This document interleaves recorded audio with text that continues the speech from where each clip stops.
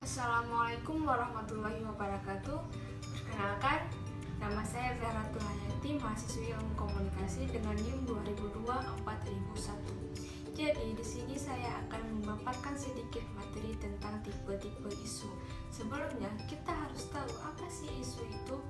Nah, isu dapat diartikan sebuah masalah yang belum terpecahkan. Isu, rumor, ataupun desas-desus adalah suatu konsekuensi atas beberapa tindakan yang dilakukan oleh satu atau beberapa pihak yang dapat menghasilkan negosiasi dan penyesuaian sektor swasta, kasus pengadilan sipil atau kriminal, atau dapat menjadi masalah kebijakan publik melalui tindakan legislatif atau perundangan menurut Hainsworth dan Meng. Sedangkan menurut Berry, Jones, and Chase, isu adalah sebuah masalah yang belum terpecahkan yang siap diambil keputusannya.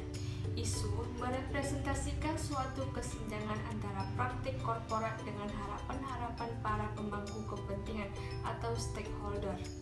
Nah, berdasarkan definisi isu yang sudah saya jelaskan tadi, isu selalu bersumber pada suatu masalah, dan isu merupakan suatu hal yang terjadi baik di dalam maupun di luar organisasi, yang apabila tidak ditangani dengan baik akan memberikan efek yang negatif terhadap organisasi dan berlanjut pada tahap krisis. Nah, isu bisa muncul dalam bentuk opini, yaitu pernyataan yang bisa dikemukakan dalam kata-kata, syarat, ataupun cara-cara lain yang mengandung arti-arti tertentu. Selanjutnya, kita akan membahas tentang tipe-tipe isu. Di antaranya itu, yang pertama, ada isu sensitif, yang merupakan isu yang berpotensi yang menimbulkan kegaduhan massal atau isu yang menyangkut sentimentalitas publik, keyakinan religi, dan identitas kolektif suatu kelompok atau hal-hal yang berkaitan dengan masalah suku, ras, dan agama, atau yang sering kita dengar dengan SARA, yang dimana SARA ini merupakan pandangan ataupun tindakan yang didasari dengan pikiran sentimen mengenai identitas diri yang menyangkut keturunan, agama, kebangsaan, atau kesukuan dan golongan. Yang digolongkan sebagai sebuah tindakan SARA adalah segala macam bentuk tindakan, baik itu verbal maupun non-verbal, yang didasarkan pada pandangan sentimen tentang identitas diri ataupun golongan.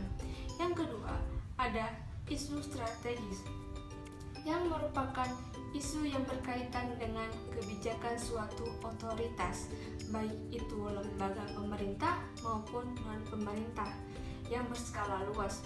Isu strategis akan berdampak pada kehidupan publik secara luas, baik kelompok, komunitas, daerah, ataupun negara, sehingga isu ini menarik perhatian publik. Contohnya, kenaikan harga BBM dan pemberlakuan suatu undang-undang ataupun peraturan.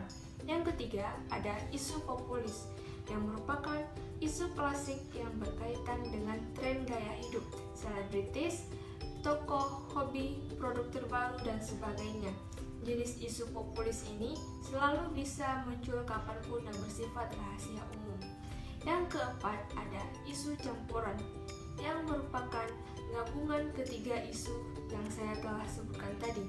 Sebuah isu bisa saja bermula dari isu populis berkembang ke arah isu sensitif ataupun strategis. Publik merasa tidak nyaman, sekelompok orang ataupun organisasi masyarakat akan tersinggung dan marah. Lembaga negara ataupun non-pemerintah merasa dilecehkan. Polemik pun muncul, memunculkan kekacauan di masyarakat. Sumber suatu isu ini bisa berasal dari pemerintah. Isu diciptakan untuk mengalihkan perhatian publik. Nah, itulah sedikit materi tentang tipe-tipe isu dan pengertian isu. Perlu kita garis bawahi, suatu isu apabila tidak ditangani secara baik akan memberikan efek negatif terhadap organisasi dan berlanjut pada tahap krisis. Demikian video pembelajaran ini, sampai jumpa di video materi selanjutnya. Terima kasih. Assalamualaikum warahmatullahi wabarakatuh.